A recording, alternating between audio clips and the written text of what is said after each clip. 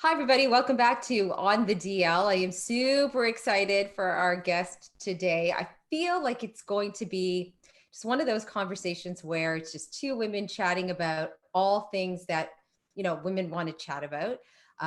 But the bigger picture for me, one of the main reasons why I wanted to have Ali Budd on the show was to talk about ways that we can live better and live in our home and make it our dream home, given what we've been living through the last couple of years. But we are going to talk about so much more because Ali is so interesting and so wise that I'm God, so you're really excited. building me up. Well, I don't know listen, if I'm wise. you are so wise. I have to say this. We had never met each other and we just did an event together last month. Yeah. Was it last month? I think it was. Who knows? I don't even know what day it is I don't today. know if it So was August, September, it was something like that. Sunday. And It was our, warm. I feel like it was warm. well, So it must it felt unseasonably warm that day. It was like totally. And I crazy remember hot. I was sweating. Remember we were so Yeah, hot. Right, we we were so digress. hot. No, we were so hot and we knew it was going to air in October. Yeah, so we And were that's why dressed like right, so exactly. Right. right. Okay. And I'm wearing I like don't know if we've long established when it sleeves. was because my kids went swimming on Sunday and it's October. But anyways, Exactly. it was in the Exactly. past. Exactly. Well, I don't know. I'm a big lover of heat waves any time of the year. So I was super happy to be warm that day, but I do remember being really, really hot when I met you. And I remember when I saw you, I like first laid eyes on you. I'm like, oh, we're gonna have a great conversation. It's that smile. It was like, oh, she's going to give so much of herself, and you did. So I'll tell everyone we were on a panel for the ICRF, the Israeli Cancer Research Fund, their annual revolving tables fundraiser, and Ali and I both sat on a panel talking about what was the theme again? It Not was just basically, I feel like there was so much that we had thought about talking about, but really the conversation was based around how everybody felt their businesses had right, to pivot unexpectedly during COVID and sort of right. what that meant, I think, moving forward and how it impacted all of us and it as in our various businesses and our various professions. I could be wrong, but that's what I No, saw. no, no. That was it. Absolutely. But there was so much, I watched it and I listened to it because I listened to it when I was walking the other day. And there was a lot of information, like all four of us that were on this panel shared so much of ourselves and gave a lot. But I also felt that the two of us were like, we were chatting with each other. Really, it could have just been us. I feel like we were just I like chit felt, chatting and laughing. I But felt. I think that that's what makes something interesting is when people feel authentic and are having genuine conversations versus something that feels so scripted Yes. or reserved. I'm not a reserved person, so I assume if somebody wants to talk to me about something, they know that and then Yes. have me anyways. But I Right. didn't know much about you, so I was pleasantly surprised as a journalist. I was like, I was, I wanted to like just get everything from you. I thought Ben Mulrooney did a beautiful job moderating that event. He got a Yeah. lot out of the guests. So kudos to Ben. But I was really, my takeaway from that event was you. I'm That's like, so I met nice. Ali and I experienced you in such a way where I thought, I need to speak to you more. I want to dive more. I want to dive into a conversation for sure with you. And that's why I wanted you on the show because I felt like, okay, great. You're an interior designer. That's wonderful. That's amazing. But I also feel as if you're wise. I know you're young, but you're wise. And then I go and I creep your Instagram account like a stalker. Like I'm going Good. crazy That's looking what at I'm everything. hopeful that people use it for is general Yeah, stuff. yeah. Like I was just going That's why crazy it's all and it was all there. And I thought, it's not just about the beautiful pictures and the design. It's about the connection. And I felt your wisdom.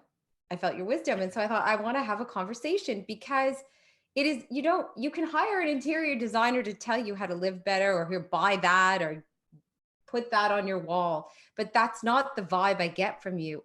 at all. I get this, like, been there, done that. Let me tell you really how it works. And that's the vibe I'm getting from you. Yeah, I think, at this stage in the game, I feel like people are engaging my firm because they don't want something that feels like everyone else. They want something that feels, I always say to people, one of the things I'm most proud of is that our portfolio feels really diverse. And I think, when you see what's coming up in the next year, I'm so excited because everyone forgets anything we're posting, we designed a couple of years ago, right? Like it takes time for things to get built and all that, but everything's really diverse and it's very heavily dictated by what our clients want and what their aesthetic is, obviously within the umbrella of what we do. But I don't think anyone's coming to us now at this point for something that feels generic. So there's already that level of trust, when they're making that initial call, because they've either, I put a lot of my team and I out there on Instagram, our dynamics and the culture here and all that. So there sort of seems to be a little bit of trust already when people are calling. And it's funny, I've always called myself bossy, but now, listening to these different feminist podcasts, I realize I should not be calling myself bossy or my truth, just assertive, right? So I'm a very assertive person. And I feel like people are asking, bossy is like a negative term sort of because you would never say it to boys, right? No. You would never call a boy bossy. It's typically No. referred for girls. And so there's this like negative association with it.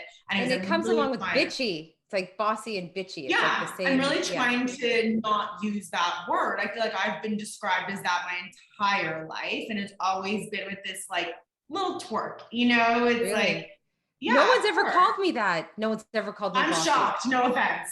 But I'm surprised. No, I would love someone to call me bossy. Successful women are described as bossy. But anyways, I feel like I'm very assertive. I feel like people are calling because they want to know what we think and how to do it. And that's why they want to hire us. So I want to read your bio because before I forget, I want everyone to hear who you are. And so they can, look you up right now as they're listening for sure. Ali Budd is the president and creative director of Ali Budd Interiors, an award-winning Toronto-based boutique design firm. The firm specializes in luxe, multi-million-dollar residential design projects across North America with highly acclaimed projects in Toronto, New York, Florida, Connecticut, and Washington, D.C. Ali earned her BA from Huron College at the University of Western Ontario in London and followed with an interior design diploma from the International Academy of Design, Toronto. After graduating in 2006, she honed her skills at large architectural interior firms, as well as boutique studios, mentoring under some of Canada's leading design minds. I'm going to ask you about that. She opened Ali Budd Interiors in 2010 and has worked on multi-million-dollar projects with professional athletes and influential business leaders across North America. Her work has garnered international recognition, making Ali one of today's must-have interior designers, with her work featured in Architectural Digest, Elle Decor, Vogue, Domino, and also on the cover of House and Home. Wow. Holy. Oh my God, Colette, did you write that bio? Oh my God, that's a good one. That is really good. Wait, can we play a quick game before we? Sure. It's not a game, but I love to do this with guests. Like things that we have in common. Okay. I mean, I'm sure we have a lot of things in common, but we still good at IKEA, so we know this. Right. And we could play geography and probably know a lot of people. But you have an English degree from Western? Yeah. So do I. Oh, really? It was a major that honestly, my class was the smallest of any of the other majors. I just really liked to read. So I thought to myself, because who the hell knows when you're young, kind of what you're picking. And I liked the aspect of it, like really taking text and sort of analyzing it in different ways. But yeah, I thought initially I might go to law school. So Right. that's And so did also I why. Right. There you for go. So five that's also seconds. For five yeah, it was seconds. like So we have maybe that in maybe common. like 3 seconds. Like It was it was a thought and then it was fleeting, you it was know? a it was like before the lunch, and once lunch was over, it was over. It was Right. done. I But think that your it was like what I dad, was supposed to do. Yeah. what wasn't it your dad who had called you on that one? Yeah. I think I spoke about this when we were I never like to listen to myself after the fact. I find it just difficult. So, and like cringy. So I never watch or listen to anything that I do. I like make one of my friends watch it and tell me if they thought it was fine. Oh, I love And of it. course, they're not going to tell me it was terrible. So Of usually course. that's like a good. But yeah, my dad, who is heavily artistic and extraordinarily creative, kind of looked at me and I said I might want to go to law school. And it's like, huh? Hmm. Like, what are you like?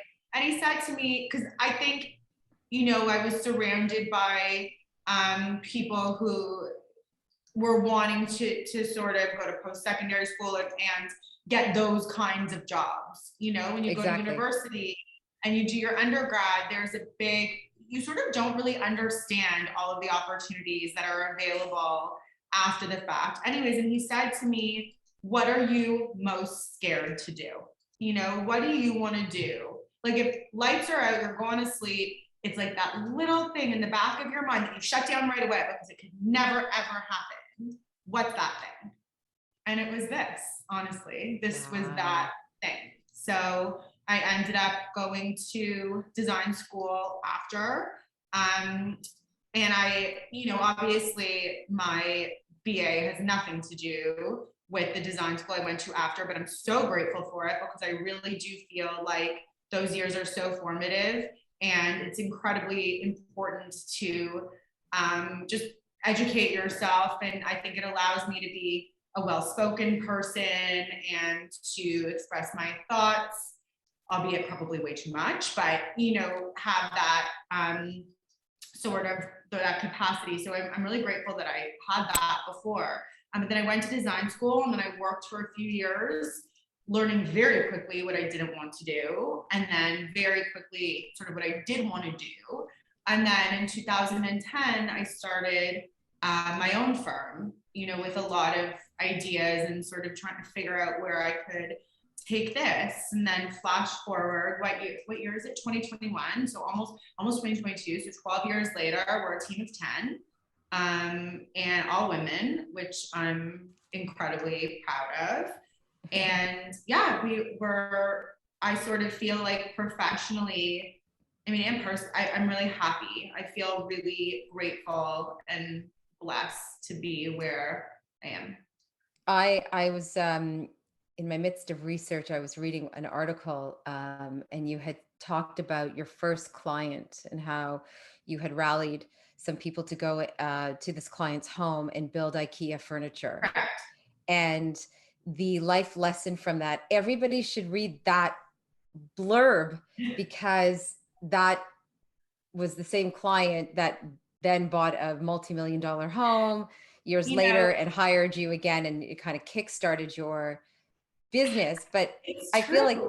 it's that idea of hard work Yes. pays off, Yes. and you are a testament to that. I always feel like the only person that ever stands in your way is yourself. I don't know anyone who truly, really wanted something and was willing to work for it that isn't successful.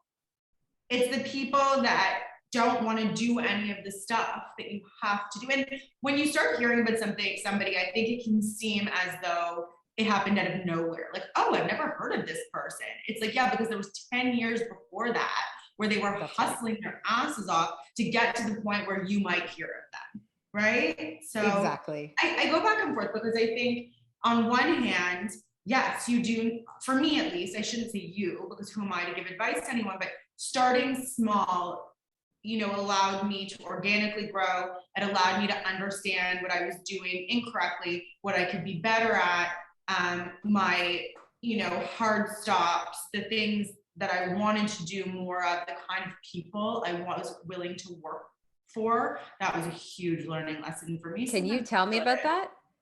Oh my God. I mean, I think we've all been in a moment where someone's really treated us like shit, you know? And I think, especially as a young female, it's incredibly challenging to navigate. And I'm the kind of person that internalizes. I mean, I did then probably more than now. But I had a particular client who was so mean to me. And No. I was a kid, you know, I was like in my 20s. Literally, I had started my business not that long ago. They clearly knew they were hiring someone junior, right? I mean, like, of course, and I worked really hard. They were just absolutely impossible. And even if I had made the biggest mess, which I did not, I did a really good job. The way that they spoke to me was so terrible. And it killed, you know, I would not sleep at night. I was having anxiety. I was so upset. But it was such a good lesson because since that moment, first of all, professionally, a lot of things just don't faze me. You know, I think about how I felt in those moments with these people talking to me like such shit and, Wow. you know, just being so terrible to me. And even now, Colette's sitting here beside me. I don't know, maybe I have abandonment issues or whatever, but I have her here with me. I don't know. To this day, when clients call, you know, I say I have a couple rules, for lack of a better word, right now to take on, you know, new projects. Obviously, at this point, it has to be the right scope. But number two, I will not work for assholes. Like, absolutely, How do you hands know? down. Because people turn into assholes. Like they like Then you know what? Goodbye. Like, life is really? too short. Yes. If you are an asshole, and I understand, I'm talking like a real asshole. I'm not talking about being short or having a bad moment. Like, you know, people are human. I'm talking like one of those people that just really communicates by treating people like garbage. But why I would somebody treat their designer like garbage? Because Like to people me, treat it's people like garbage professionally. Or, I mean, I can't even imagine how they treat people privately when they treat people like that professionally. But there are yeah. those hotheads. And I think for a long time, it was okay. You know, you can yell at people, you can talk to someone like shit, you can make them feel badly. Um, and I don't want that environment for myself. And I definitely don't want that environment for my team. There's Hmm. absolutely no reason for it. So, you know, those are the kinds of things I think early on, you know, that was when I had one. I think I just hired an assistant because I was drowning. I was so busy. And I was actually pregnant with my second child. I'm 7 now at the time. Anyways, it was a long time ago. And you know, it really, those sort of experiences I think you have early on in your career, for me at least, really shape how I wanted to run a business. Hmm. And so that was an important one for me. And it's why culture here is one of the reasons, at least, that it's so important to me. To think that you would So get the best out of someone by being horrible to them is beyond me. I can't. I mean, if people, you know, look at your Instagram account or your brand and they see, you know, you surround yourself with a female team Hmm. and that part of Ali Bud Interiors is the story behind the story. You Yes. know, it is the team coming to work every day and it is really behind the scenes because, Hmm. like I said, you don't just design and put things in a house or put things up on a wall and it's done. There's a connection, there's a story, there's Yes. passion. And Totally. I love that your team is all of them it's into it, right? Like sometimes they're Yeah. talking about themselves, but they're bringing themselves to work and their Yeah. work is somebody's passion project, right? So it Totally. becomes it's I love how you have branded your business. It's a very engaging um it's just a very engaging experience. It's not like I said, it's not just beautiful pictures. Like it is just beautiful I pictures, love but it is that. it's so engaging. I go on there and I just love watching the story of your team every day and how they're working and what they're working on um and I think for people who aren't, you know, in the ballpark of high end and they can dream about having an interior designer like Ali Bud Interiors, and they want to have the inspiration. And it's twofold right now. So it's two things that you have said that really struck a chord. One, when I first met you, but you just said it again now, speaking about your dad, which is what scares you. And two, what is it that you can reimagine? What can you feel inspired by to help you live a better life in the life that you have, in the surroundings that you have, that being your home? So Yeah, you do that for people, right? Without even knowing it. They're not your clients, but I they follow think you and so. they love it. I feel like our industry can be very bougie, right? Mm, And like very fancy.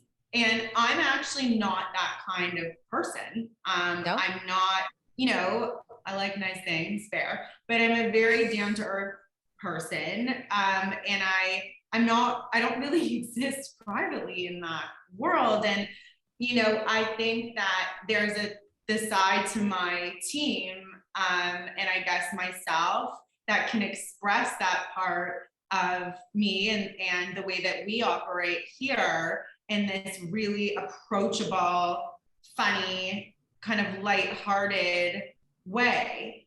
I also really, for me at least, and I don't know right, wrong, everyone has their different opinion about this. I don't want to work with people I don't like. I do Oh, my I best know. work when I come to the team every day. Like I come here every day and the girls want to be here. Like this morning, my birthday's on Friday. They threw me this whole surprise party this morning. It was like, and I was late, obviously, but they knew that. So they set it up a little bit later. But it's so genuine and we laugh about it because I don't think people truly understand that we really are all very close. And I feel like, we walk in here every day, the girls want to be here. There's a sense of support and there's no cattiness and there's no, like nothing that even resembles, a hierarchy, anything like that. Like it's just supportive and everyone puts their head down and gets their work done. We laugh a lot. And it's this really kind of special place to be, I think, in that sense. And I feel like it's kind of, I guess, in my own way, me trying to show that you can be successful, if you would consider me successful, you can be successful and then also have a team that wants to show up every day and that laughs all the time and that genuinely cares for one another, and has fun together. I think our work's better for it. So I don't So know, I feel that like that that's helps. kind of that's wellness, right? I Hmm. don't think so many people are affected. And COVID actually, I think, showed a lot of people this because of the negative culture that they had in their offices, right? Politics and such, and, being the last person there and hiding certain, like, we're all women here. We talk about like vaginas and periods and babies and like boobs and I don't know, whatever we're going to talk about all day long. Obviously, that's probably not appropriate for a more corporate culture, but say la vie, I don't know, I don't work in one. But I think a lot of people have discovered that negative impact. You spend so much time at your job, like more time than with your husband, often than with your kids, than with your best friend, with your mother. So to have that horrible feeling going to work every day, Yes. who wants to live like that? It's Right. awful. But that's part That's not of wellness.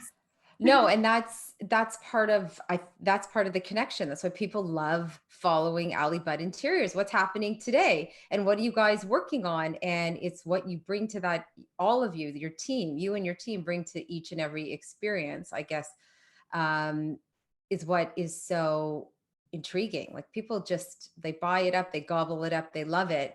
But there's also that element of, okay, I want what she has. I want that piece of art. I want to, they aspire to have that too. And part of it is dreamlike because not Yeah, everybody will be able to okay. afford those pieces. But there's something very inspirational about making your home more dreamy right now.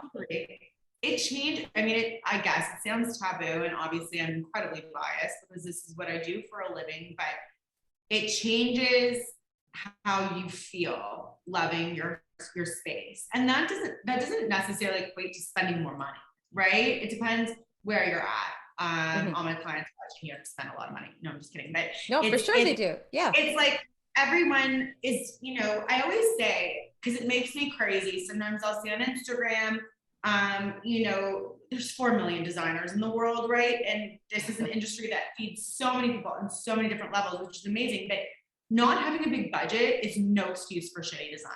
Like my first apartment, I had no money, and I still like I thrifted and I IKEA'd and I this and I that, and it was freaking cute. My apartment, like it was I'm cool. Like sure. everyone would walk in and they'd be like, "Oh my god, I love the vibe." And like now we like whatever. I'm a grown up. I would laugh, but I think that you just loving your surroundings and making the right choices. It's that like breath that you take. Like even today, you look fabulous and you're wearing your beautiful, turtleneck and your hair's all perfect. And you're going to take off your glasses and you're going to throw off your boots, when you're Yeah. done work for the day, and you're going to get home and one of your kids is going to be there and give you, and you're just going to, right? And that like deep breath that you have is even deeper when everything feels organized and everything feels like it represents you and it's aesthetically pleasing, and you don't crap everywhere. Like all of Oh my God. Can we talk about I mean, you have crap for a children, so second? you have crap, right? I mean, there's No, only so much no. to do, but I have to, no, I'm telling you, if you walked into my house right now, you'd be shocked. Like if you just paid me a visit and saw my house, you'd be like, wow, where's all the crap? I'm I'm a crapophobe. I yeah, I don't hate it. like, I hate crap. And Okay. crap to me, I know this is going to come out. I don't know how this is going to come out, but I'm just going to say it. Okay. So in my marriage number one, first marriage, not so my first marriage was crap everywhere in the house. The house was crappy and there was crap everywhere and it was disorganized and it drove me insane. And I was a lot younger and I had very young children, I had babies, and it's just the way it was. But as my life changed and transitioned and all of that, I started to get rid of all the crap and I felt so much better. And now acquiring a new husband and well, I shouldn't say it's a new home. It's the same house. It's just a renovated home. But Totally. things I'm in the started to same get same boat as you. same what? Same boat? I'm the same as you. It was the house that I had with my first husband, but I Yes, completely cut it and renovated it with my second. It feels like a different space, but it's also the safety totally. of that first space. So I get it. Exactly, exactly. And it was very important to me when we built our home or we renovated our home, we didn't build it, that there was some sanctity to some of it had to still exist, I whether it was totally the get front it. facing wall or I needed to feel like these were where my babies were born. But in that It's same also light, where you survived. Do you know what I mean? Like sometimes exactly. See, you're I so really feel wise. like no, You're so it's wise. true. I feel like that about my own house sometimes because I really did like that house has been my safety, right? And all the things that have transpired since I've lived there. And, even finding it was me. And I just sort of talked my Yes. ex-husband into buying it because he didn't want it. And, all those, but like that house, I do have an emotional connection to it because, and that it's funny, we have emotional connections to the places that we live and how we exist in them because I feel like that house is where I've been at my lowest and at my highest, Exactly. and so I need it. It just, the house knows me.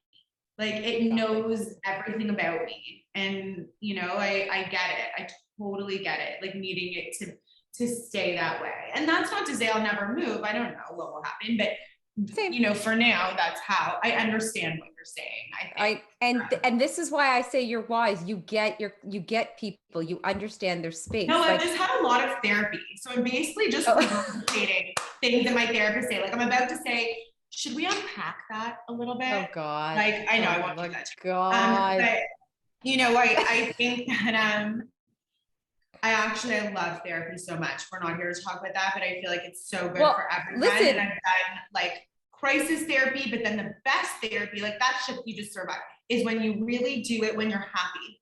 I know it sounds crazy, but when you're in a good place in your life and you're feeling like things are good, that's when I've done, I think, the most growth as a human being because I'm not like focused on surviving something. I'm able to Mm, really look at what I'm about and the things I don't want to be so truthful with myself about, or the things that, do impact me, or the way that I behave in certain situations or with certain people and why. And those things you can't navigate when you're in crisis, right? So absolutely. But here's another question. I know you're not going to love this question. I mean, you may, but do you not find that, and you don't have to speak to, of course, don't tell me clients specifically, but in the imagine short, so and so. no, no, no, no, no, no. But in the short period of time that we worked with the designer, I felt almost like, because I was trying to relay like how important it was to me, certain things in our home. As I Yeah, of said, course. it was where my babies were born, it's where I survived. It was, Absolutely. and she did anyway, she didn't get it. She didn't get any of it. But the point is, I felt like, what, I feel like this is like been a therapy session. I don't want to talk to her about all this stuff. Do you not find that sometimes people tell you things because it's their home, it's the most intimate place? I'm kind of that person in life a lot. Like my friends will laugh that like, oh, we're at a party, where's Ali? Like I'm like, oh hey, how are you? And someone's like, like I Uh, always get that person. And then I'm like, I care a lot about people. So I'm like, oh my God, tell me everything that happened to you. And I like sit and listen. But I think that, and I say this to you all the time, I run the business like a business because it's a business. And I of think course. that's where a lot of people in this industry mess up. Being creative and having good taste is cool, but like this is a business. There's a lot of Mm. money involved. There's hard deadlines. We're dealing with a lot of moving pieces. But that being said, it's a very personal investment for people. We deal with, like you said, athletes, CEOs, whoever, that are used to dealing with quite a lot of money.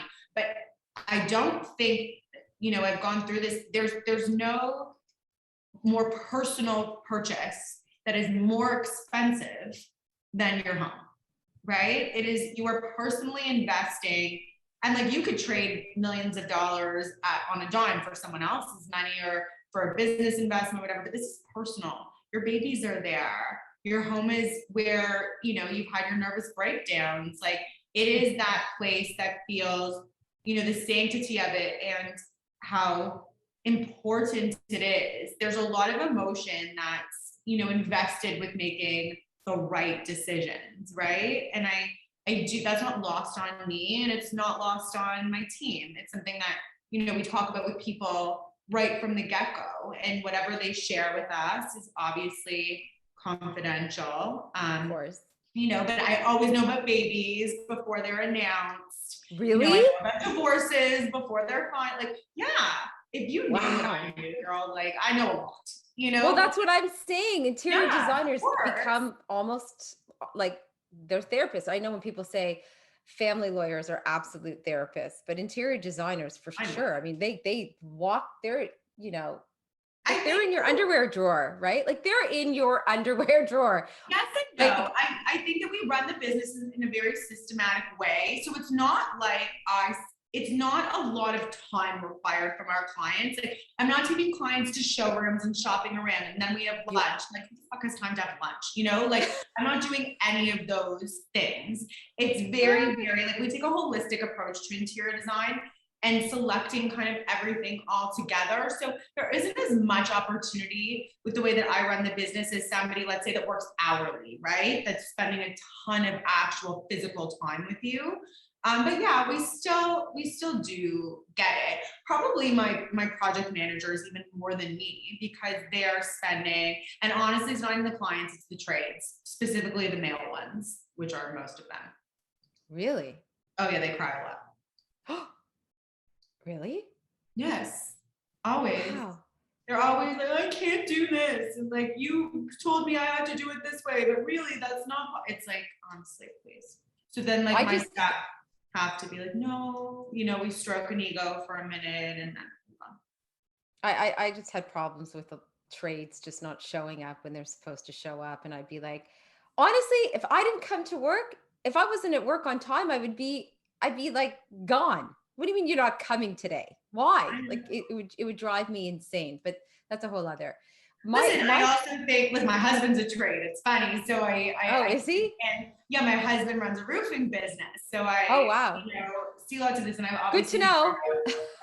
I've grown up in this, but um, and I work with trades every day. You really do. This business is tough. You're dealing with a lot of different personalities, but you get what you pay for. My Mm. least favorite thing. Well, no, I have so many things that are my least favorite, but I got a guy. It's like, you know what? You got a guy. I've spent like 15 years like with these relationships, like building with my trades who are so good, who always show up when they say they're going to, who show up and something goes wrong, but you got a guy. Okay, they'll Right. save $25 and you can use your guy and I'm not dealing with him because he will not show up. That's right. This like, Right. it's so crazy. I give this analogy all the time because for some, I'm not suggesting this is what you did and this is why your trades didn't show up, but I do think this happens a lot. And I've said this to people. For some reason in this business, everyone thinks everything's negotiable. Your rates are negotiable. Like not for me specifically, but with trades, right? Can you come down? Why is this so much? I'm going to price this, price that. And it's so crazy to me. It's like, I say to people, do you walk into Prada and you're like, that bag's 10 grand, but I want to pay 4. It's like, what are you even talking about? I agree with you. You get what you pay for.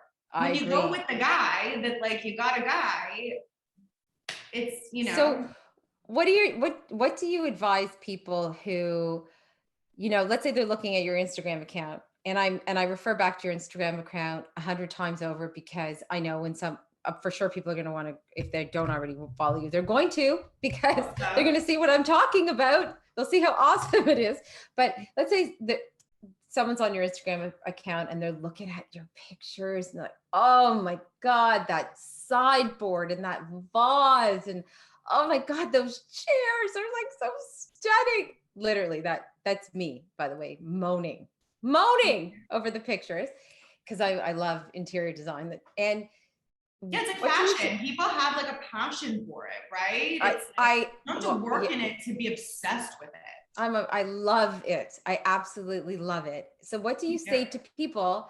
Okay, well, they want all that. They can't have all that. A lot of that is like lifestyles of the rich and famous. But you can have something like it. So how do we Yeah. inspire people to live a little bit better because they want to have that? What would you say to people? I think the biggest thing that you can do that so many people just start buying, right? Mm. I like that couch. I like that table. I like this vase. Do you remember? I gave this analogy the other day. Colette will remember. Do you remember Rachel from Friends, the haircut?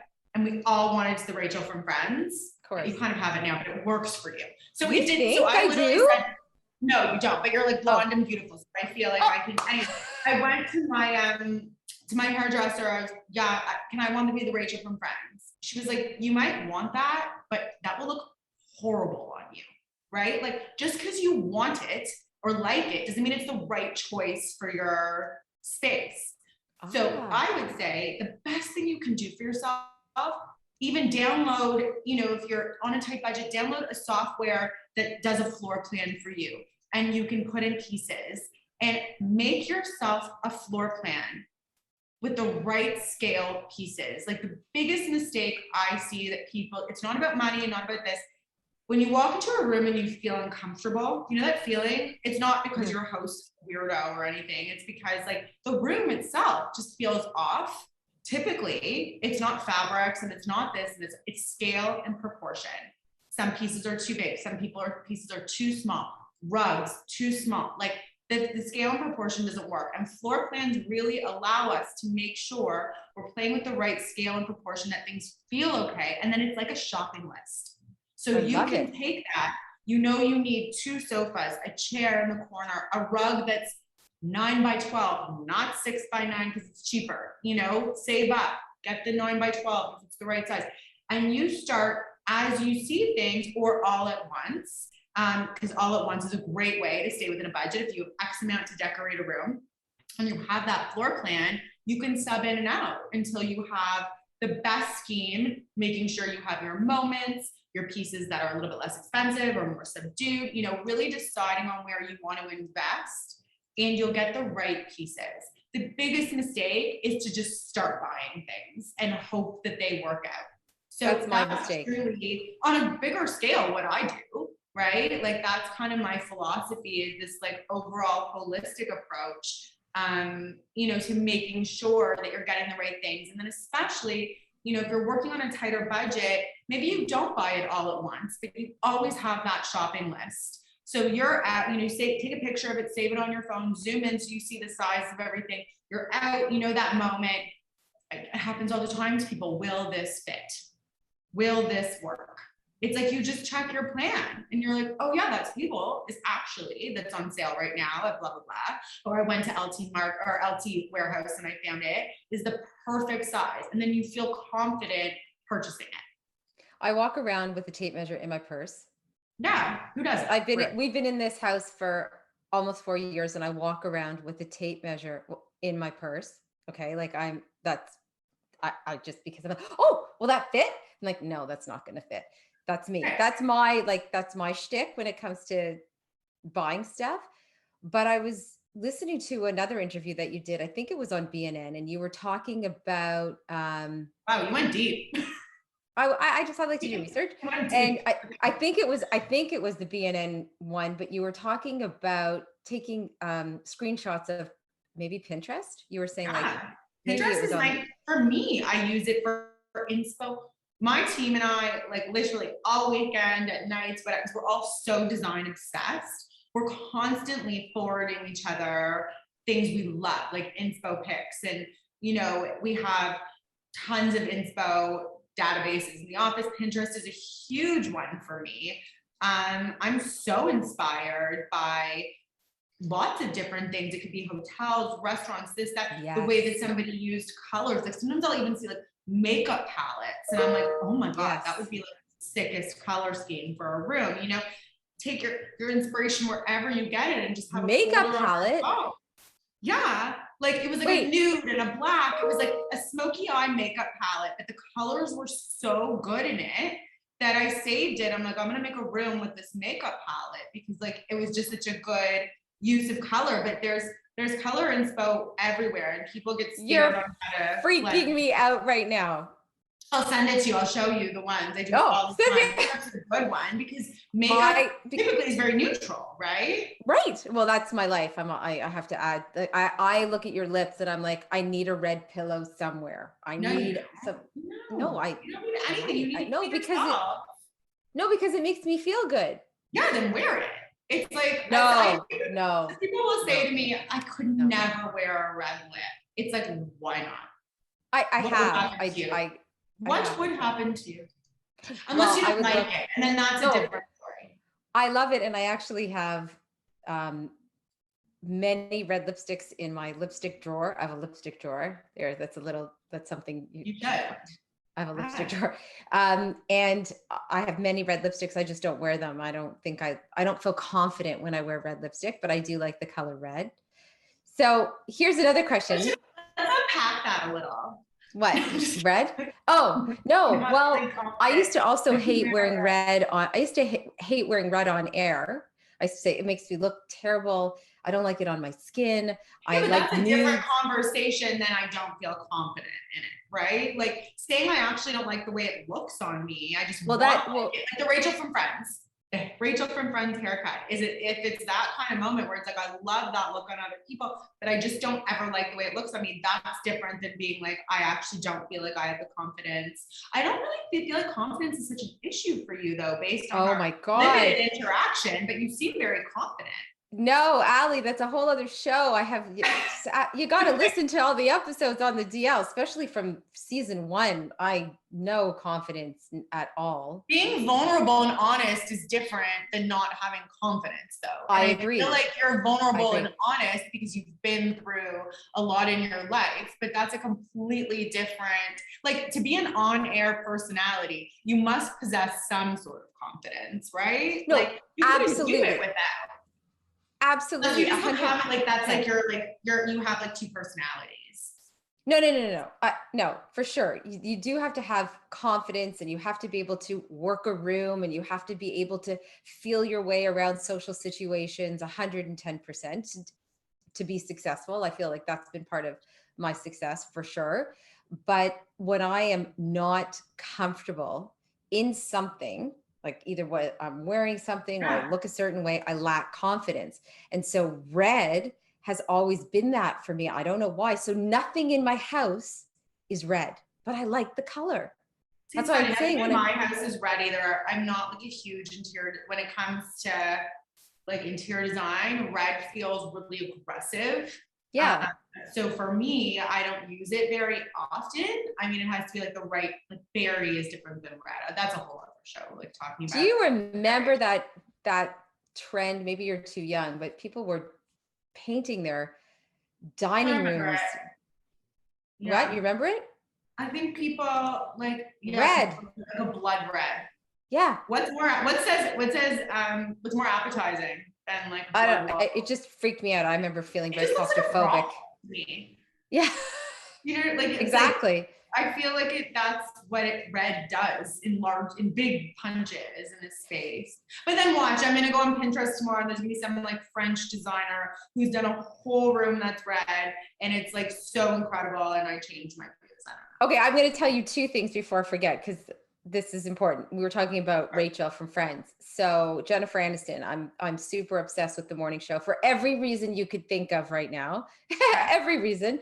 But Alex Levy's apartment in New York, I literally stop watching so I can just I go back, I scroll back and forth so I can look at the design.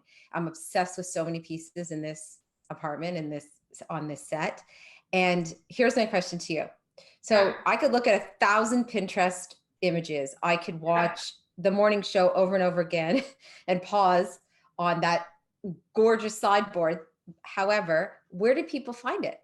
How do they find I it? know. I feel like I'm an encyclopedia now because we source so much. I just typically know where to get things. You So know, what it's do a, you tell people? Like, how do people start sourcing? Because I don't. I mean, I don't because I usually just do it for them when we're having these kinds of no, conversations. But of yeah, I course. think it depends. Obviously, in larger cities, if we're talking about Toronto, for example, there's so many great places to find furniture. LT obviously is monopoly here. LT Market, they've come out with more reasonably priced pieces. We've got CB2 that's doing incredible, cool, Yes. kind of edgy stuff. So good. Crate and Barrel is doing some stuff. Cocoon Furnishing has great stuff. Like there's a lot of smaller Yes. stores, but I also think there's so much available online and source guide. It's actually interesting. When I was in youth school, this was like honestly pre-internet, really. I would rip out all the source guides from the back of the magazines because they always tell you where everything's from. Okay, And that's what I was asking. I would write down all the company names, and then I would keep Wow. like a written, because archaic, database for one day when I started all the places I was going to shop, right? And then obviously I needed to wait some time before I was at the point in my career I could shop at some of these places. But most of the online features that you see are accompanied by, or in magazines, some sort of source guide. And really, at the end of the day, there are so many places that sell furniture, but I don't know, correct me if I'm wrong, Colin, I don't think there's that many that produce it, right? Like you're really, a lot of these people are buying from the same places, or they're going custom, which is a whole other story. So check the source guides and start writing down different company names for pieces that you like. Because chances are, if you like one piece from a certain company, maybe you'll like some other stuff, and then you can see who their local retailers are. And I feel like that's a really good way, when you're going through images. Pinterest won't have source guides, but oftentimes you can click on the images and see its origin. Yes. So if Right, a tag. L Decor or this or that, you're able to see where things came from. So it's a little bit of like, we like to call it FBI design. Yeah, well, I mean, that's what people are, they want to know. Like, they just want to know where can they have these pictures. They just want to know where they can get it. But that's amazing advice. I have one last question for you. Maybe there'll be more, but okay. So this has been going on during COVID with a lot of, I would say, couples. I don't involve the whole family. One person wants to do a room. or they feel like they need to put money or invest money into part of their house. And the other person will say, no, we're not doing that. Or I want to do this room. I've heard of a lot of the quote man caves got done and the outside spaces got done because that was something that couples could agree upon. No, it's But not. It's something that the man wanted to do. So that's the why. the outdoor space, That's not I know, about because agreeing. for women, I don't know, we just sat on the couch and drank wine and we were super happy. Like we just took blankets and cuddled. Like I didn't care. I didn't need heaters and I didn't need an outdoor screen. I didn't need any of No, that I'm stuff. more And speaking to the fact that most men wouldn't want to prioritize their master bedroom and kitchen right. or their family room or their Or kids' dining bedroom. room. They likely want to prioritize the two spaces that mean the most to them, the Right. backyard, which I guess Yeah. I understand in a pandemic. Yeah. I do it. And I did my backyard too. Great Yeah. decision. And their rec room that Yes. they want to do for themselves. So I mean, it's What do like you tell couples?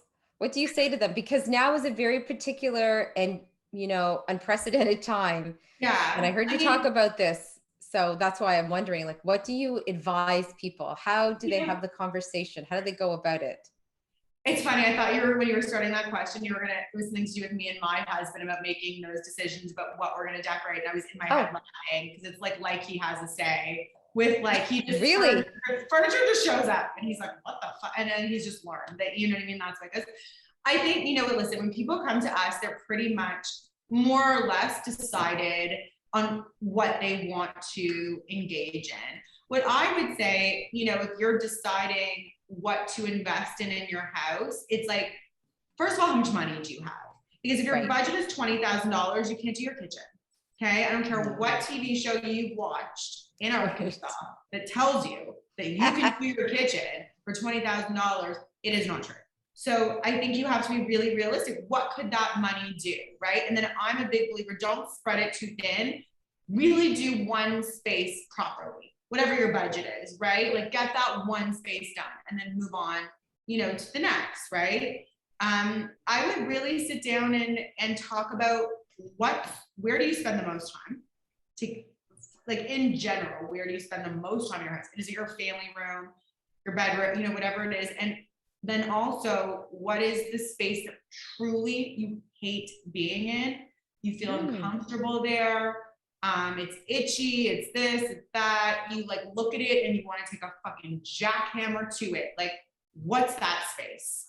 And does that coincide with how much you have to spend to do it? And try and decide it like that. I really do feel like true partnerships approach things in that way. Everyone has different dynamics. I've seen a lot of different couples, navigating spending money together, and there's always different dynamics. But I think that the ones who are truly kind of partners can make those decisions together. If your house is a dictatorship, I can't really help you. Right? Like, yeah. That's your deal. So you signed up for it. I don't know. I love everything that you have to say. I mean it. I'm not saying that I could speak to you for hours about everything. I just feel like there's this thing. You're amazing, Allie. You're so amazing. And I urge people to check you out. And I'm just going to say, go to Instagram because I think that's where people can find you. Really? Yeah. I mean, I so appreciate this. I feel like you're putting such positive things into the world, from a wellness perspective for women. I feel like speaking your authentic truth, and, most people wouldn't understand why you left, your position when you did, but just being so truthful to that and then starting off a new adventure. It's very, very inspiring. So I'm so grateful to have been able to talk to you as well. And thank you, Allie. Thank you so much. That is so kind. True. I really appreciate it. I really appreciate it. Thank you. So tell everybody how they can find you. If you go to Allie Bed Interiors, it's pretty easy. The biggest misconception is the S at the end, but just remember we do more than one house. So the interior is plural. On Instagram is probably the easiest. way to check us out and kind of see what we're about, from a finished product perspective, but then also a little dive into my personal life, our team dynamics, me, my 3 kids, all the stuff. The way I Amazing. feel in general about different subjects. Amazing. I don't know. I, It's like I a urge everyone, just check it out. Like it's one of my favorite accounts for sure. It's like a daily dose. It's really, it's my inspiration for so many things, but I'll I send you love it. pictures. You'll laugh. You'll be like, hey, that was Always from, send yeah. me. You'll be like, hey, I'm oh, obsessed with design. I always want to see what other people love. you're obsessed with what? Design, and I love Oh, seeing what other people love. Like and it's I love it. I do also want to just tell people one quick thing about you, how incredible you are. I know how much you give back, but I did finally see pictures of your creation. Ali and I have also another thing in common. We have summer camp in common where our children go to the same summer camp, where we both grew up at the same summer camp, but we didn't know each other because I'm older. No, I Um, was gonna say that you're and so much younger than me, so you no, didn't know I, me. I was gone. I had already finished sort of my camping experience by the time you were of camper age, probably. And Ali and her give back during a very, you know, I don't even know the words, but it was an incredibly emotional time this year, getting the kids there, getting them Totally. back to camp, and you and your team creating this beautiful space for the staff members that gave all of themselves all summer to children, one of the children being your daughter and so many other Mm-hmm. kids. My son was a staff member there, and I will tell you, he loved that space. And I told him That's I so was nice. interviewing, I said, I'm interviewing the designer who created the staff lounge. And he goes, no way. I said, yeah, wait. He said, I love that place. I said, I know you do. And I just want people to know that there is so much give back. That's just my That's personal really, experience with you, but so nice. you really do walk the walk. So I appreciate everything that you do. So I just wanted to tell Thank people you for that. that. Thanks for being Thank on you. the DL, Allie. Come back again Thank you. soon.